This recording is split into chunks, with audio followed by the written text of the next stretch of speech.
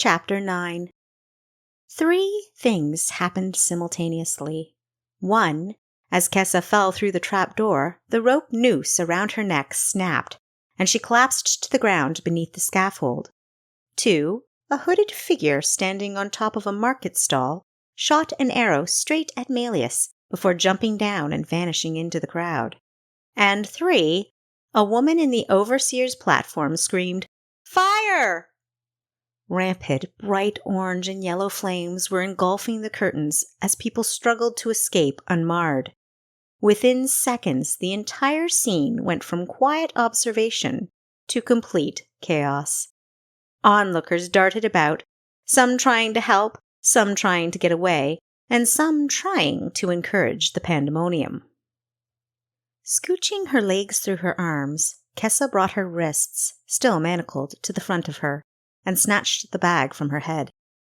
Next, she tore the noose off and stood up, looking around anxiously. The guards surrounding the gallows were preoccupied with the rioting crowd, and she realized it would be easy to slip into the commotion and disappear. Her only concern was the dungeon keeper. She couldn't see him, and one wrong move could ruin her chance of escape. Lapping up the abundance of fuel, the fire moved quickly, acting almost as swiftly as the king's bodyguards. They swarmed their charge, shielding him from harm and hustling him away from the scene. Any threats of violence were put down efficiently. Strong hands gripped Kessa's shoulders, and a hooded man, his face obscured, whispered, "Come with me. I'm here to help you." There was a resounding crash as the wooden frame of the overseer's tower collapsed in a barrage of flame. People screamed, dashing every which way as shards of burning wood plummeted round them. Grabbing her arm, the hooded man yanked Kessa, who was momentarily distracted by the chaos, out from under the gallows and shoved his way past the increasingly wild mass of people. "The prisoner is escaping!" the executioner cried, pointing in her direction. Realizing it was impossible for any of the soldiers to reach her, Malleus, who'd been too quick for the arrow shot at him, cursed out loud. Vaulting off the platform, he seized a guard's crossbow and then lithely ascended back up the stairs.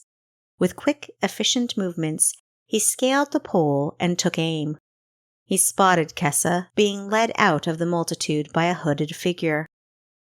Adrenaline still surging and negating much of her pain, Kessa followed her mysterious liberator, speculating about his identity and how he'd managed to orchestrate her escape.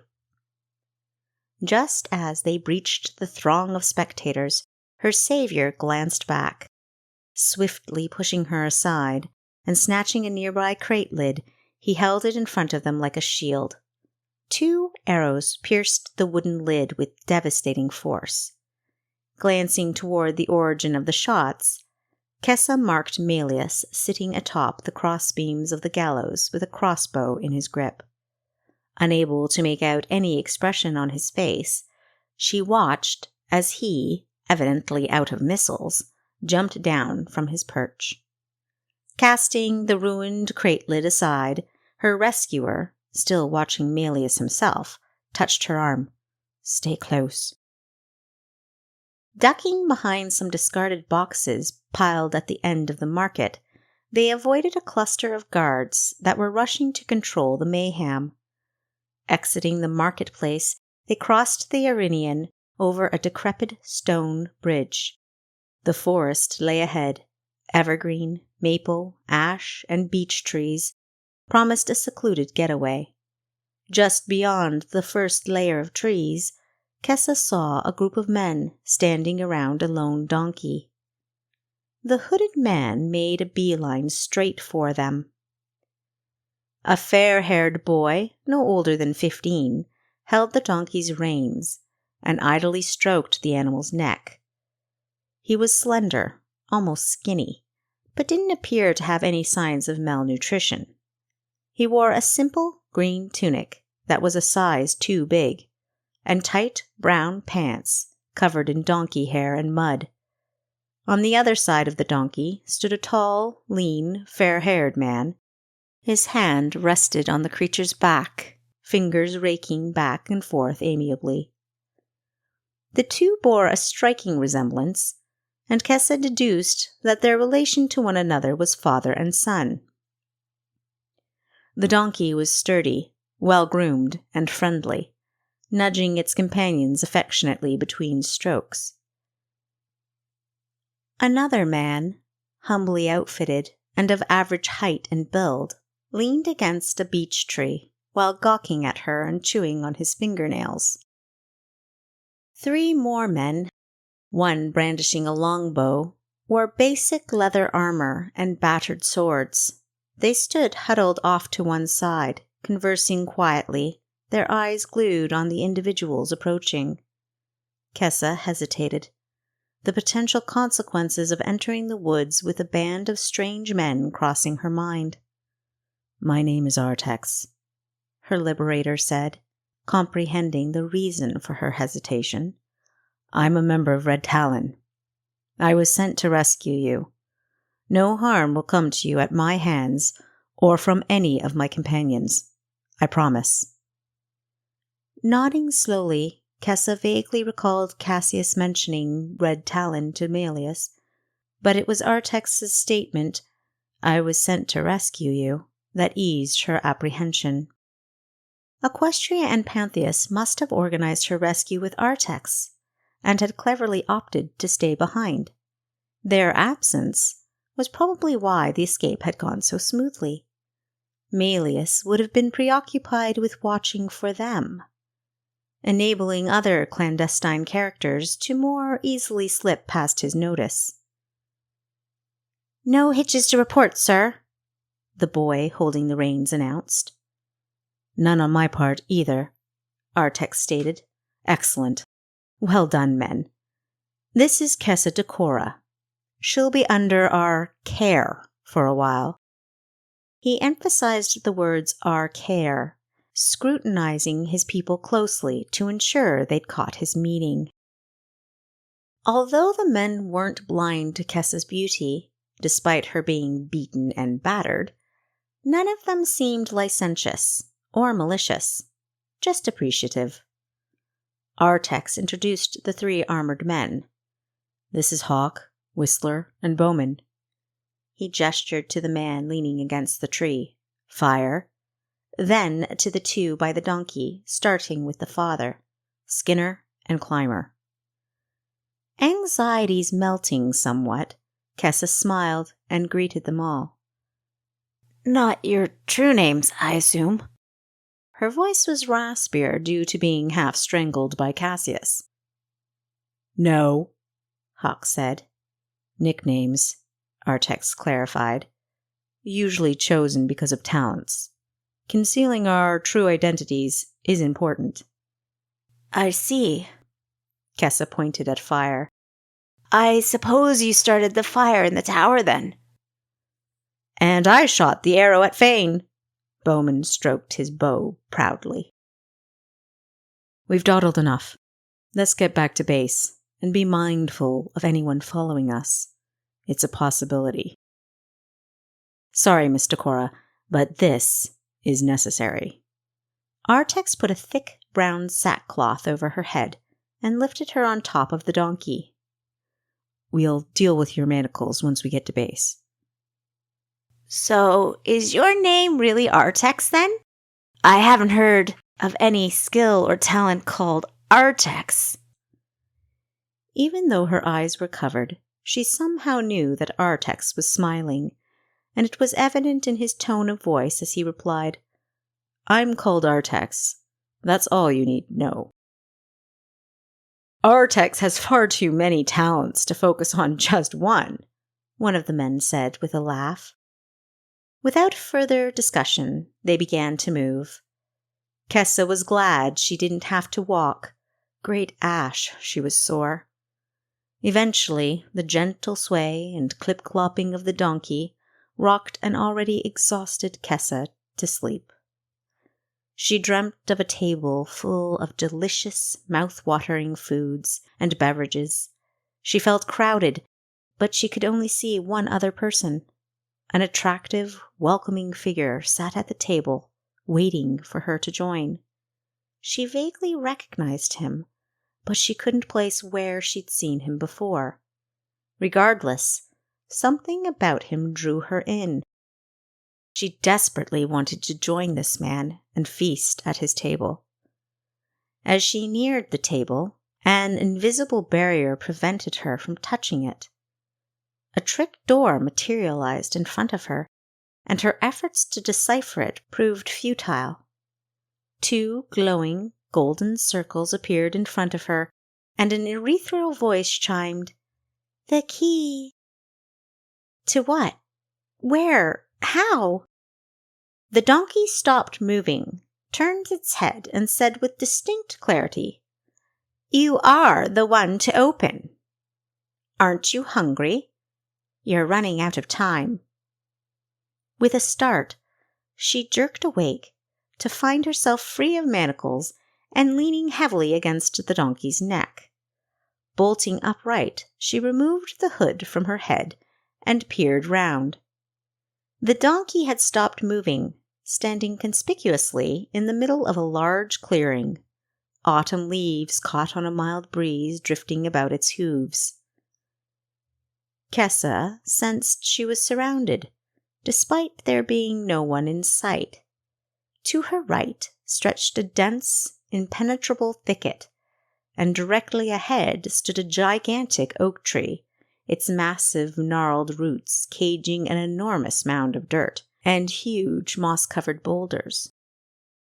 Through a scattering of saplings to her left, she noticed an imposing gorge, one side of it a sheer cliff, the other an extremely steep embankment.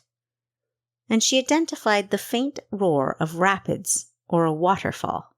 Behind her, the forest sprawled. Dismounting the donkey with apparent and utter discomfort, Kessa wondered what to do next. Turning, she jumped back a few steps, startled to see her hooded liberator standing behind her. Removing his hood, he smiled apologetically. He was well tanned, like Rake and Hawk, and far younger than she'd expected, probably in his mid-20s. But something about him warned her not to be fooled by his youth. Several partially healed scars visible on his face, neck, and hands told of his experience with the sword, and there was a pronounced degree of intelligence and ambition behind his grass-green eyes. Burly and of medium height, he certainly posed a threat to anyone foolish or desperate enough to mess with him. His posture and manner of speaking hinted at a high level of education, which Kessa wouldn't have expected in a woodland rebel, but perhaps that was why he was in charge. Positive she'd never met him, Kessa couldn't deny that there was something very familiar about him, his features, his demeanor, but she couldn't place what. His eyes surveyed their surroundings, and then rested on the donkey with unexpected affection. Patting the animal tenderly, he cooed, "Good girl, Hilda, good girl. Are ya hungry, girl?" Kessa resisted the urge to answer with a resounding yes. Switching his attention from Hilda to Kessa, he explained, "I didn't want to wake you. I'm sure you needed the rest." Grasping the donkey's reins, Artex walked straight towards the thicket. Kessa followed him curiously. Once at the thicket's edge, he bent down, gingerly sliding his hand underneath the thorny branches, and withdrew a piece of rope. Artex took a couple of steps backward, pulling the rope with him. Kessa's eyes widened in amazement as a large section of the thorny bush swung open to reveal an enormous expanse, housing a veritable village.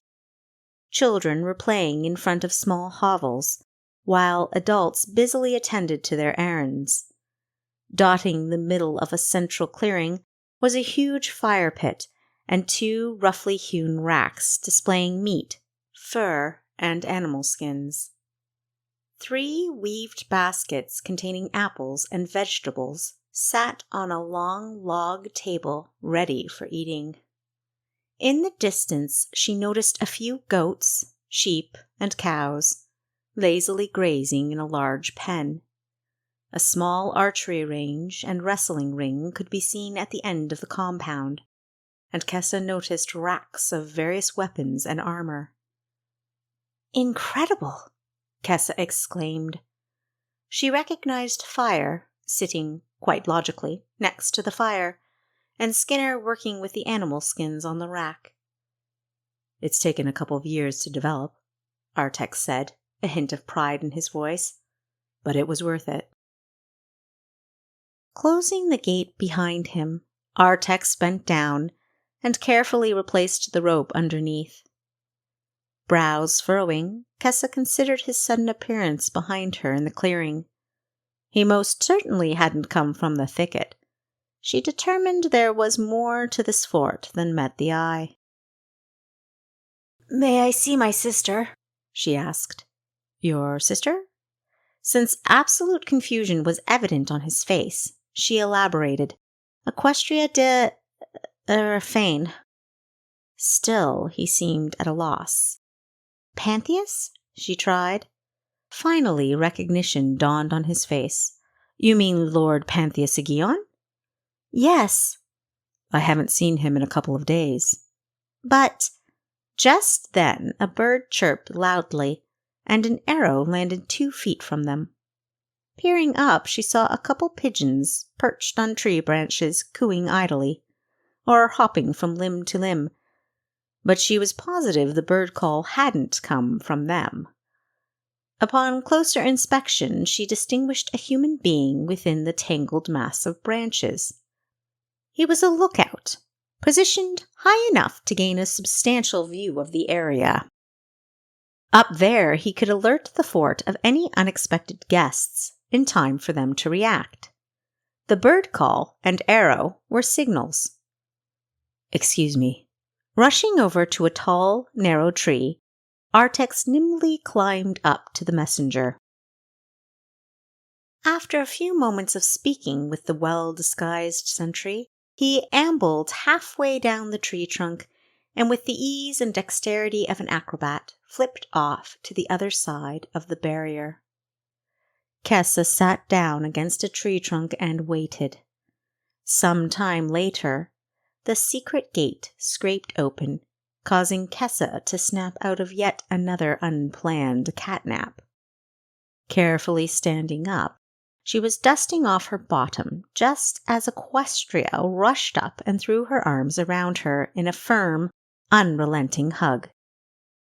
Kessa expressed several noises that clued her sister in to the acute discomfort she was causing.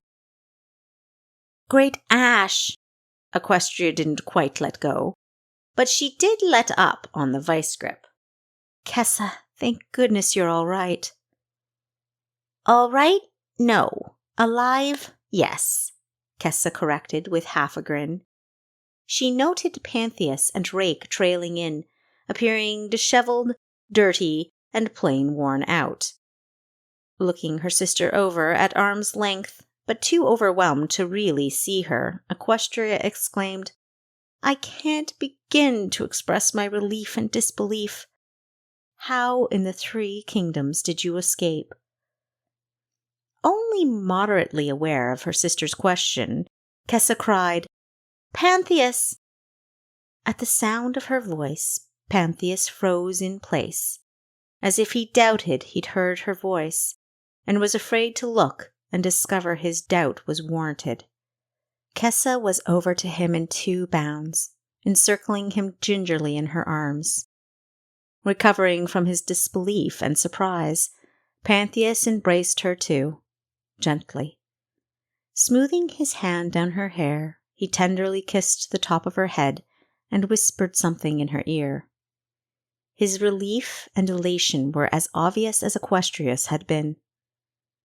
Grinning at the embrace between Decora and Aegeon, Rake moved into the background as Artax secured the gate.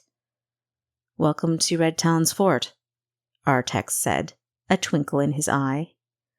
After a moment's examination of the group, he admitted, "Though I never imagined I'd be welcoming the captain of the Ayuriat here." "Ex-captain," Equestria amended. "And I never thought I'd be joining Red Talon." "Is that what you're doing?" "Did you save my sister's life?" Nodding, Artax folded his arms, his demeanor reserved. "Then you have my sword, and my everlasting gratitude." "And I am grateful for it. But save it for our fearless leader. I am merely a tool in his masterful hands." Equestria's brow rose. "You are not the leader of Red Talon?" Artax laughed. An endearing, warming sound, all things considered. "You flatter me, ex-captain. No, I am not nearly that shrewd, connected, or strategic. I have skills, but I am nowhere near Madigan's caliber." "It's not like you'd admit to being Madigan, even if you were," Kessa grumbled. His eyes glinting, Artax agreed. "No, hard to keep your identity secret if you keep telling people who you are. But rest assured, I am not he. Think of me as a lieutenant. Much like the capital's guards." He addressed Equestria specifically here. "We have an umbrella of regiments, each with their own lieutenant and location." "Much harder to pin down that way," Equestria said, understanding. She hadn't really believed that Artax was Madigan, but she wanted to judge his reaction to her thinking he was, and garner a bit of information at the same time. "Gives us tons a wider reach, too." "Why, though?" Kessa interjected, bringing the subject back around. "Why did you save my life, at great risk to your own and your people's? How am I even known to you at all?" Briefly scoping the area, Artax glanced at Rake, and then beckoned them all to follow. Although she wasn't meant to, Kessa noticed the momentary interaction between Artax and Rake, and it immediately became clear why Artax looked so familiar to her. Artax entered a sizable, mud-covered hut at the very end of the complex. The hut boasted a table, drawing board, and a well-detailed map. This hut was unquestionably used for planning. The mud that layered the thatch outside not only insulated but also muffled sound, an essential precaution for a group whose survival relied upon secrecy. At the top of the hut was a small ventilation hole, which provided an escape route for the smoke produced by a central pyre that generated both heat and light. A humble-looking bed was placed along the rear wall, and Equestria surmised that it belonged to Artax. Apparently, he not only managed a unit of Red Talon, he ate, drank, and breathed it as well. Beckoning everyone inside, Artax checked for any suspicious lurkers, probably a habit more than a necessity, and then hung a heavy shroud over the opening. Gesturing to a couple of tree stumps used as chairs, he said, "Please, sit down." He moved efficiently, handing them each a carved wooden cup in which he poured a strong-smelling liquid. "Drink," he commanded, with such authority that everyone complied. The strange brew was fierce, burning the throat and leaving the tongue tingling. Once the burning sensation died down, a faint aftertaste of pine and a smoky, earthy flavor tickled the palate. Rake, the first one done, held out his cup for a refill, and Artax silently replenished all their cups, whether they had finished or not. Kessa's stomach growled ravenously, protesting its empty state. Cheeks turning bright red, she laughed shyly and explained, "Jail food was pretty inedible. Sorry." Leaning down, Artex retrieved an apple from underneath the table and tossed it to her. It is I who should be apologizing. You should have been fed.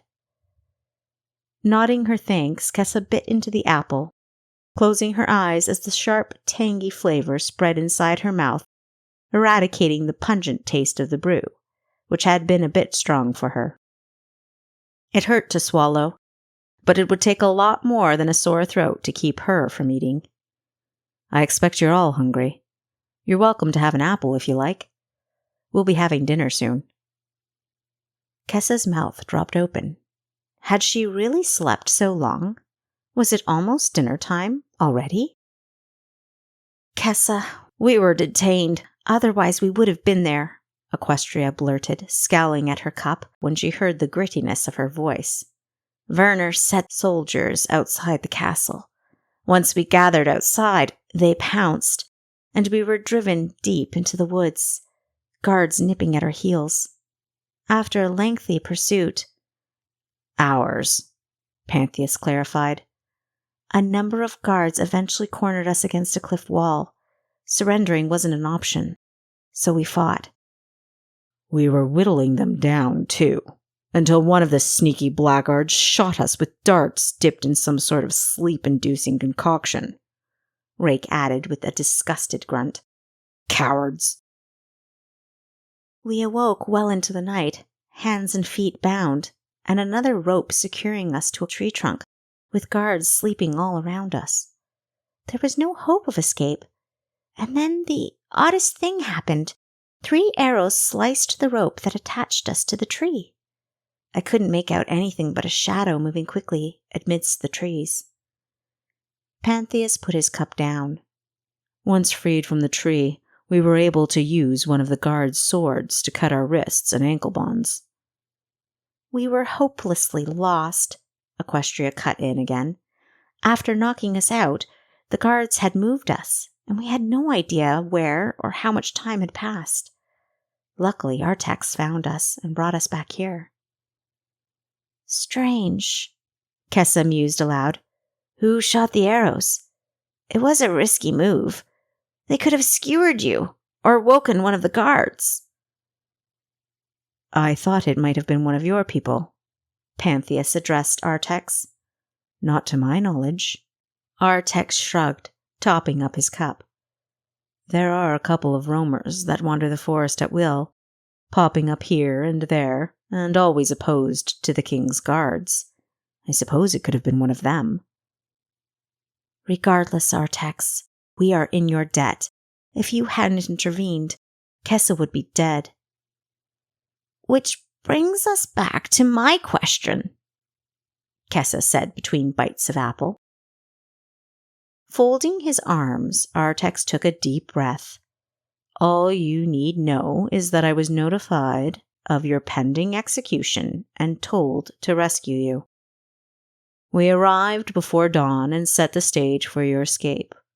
Fire and Climber splashed resin on the curtains of the raised platform, so they'd light up quickly and intensely enough to provide an adequate distraction.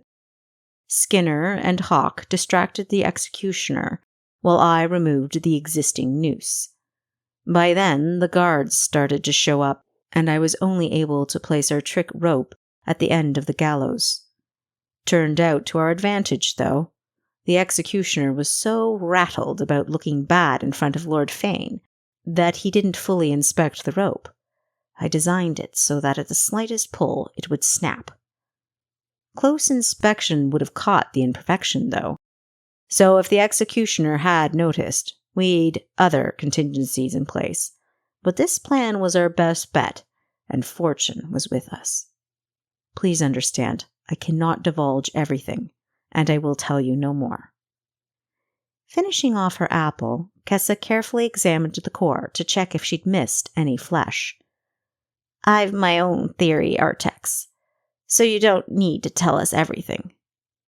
Clearing his throat, Artex grinned at her. Oh?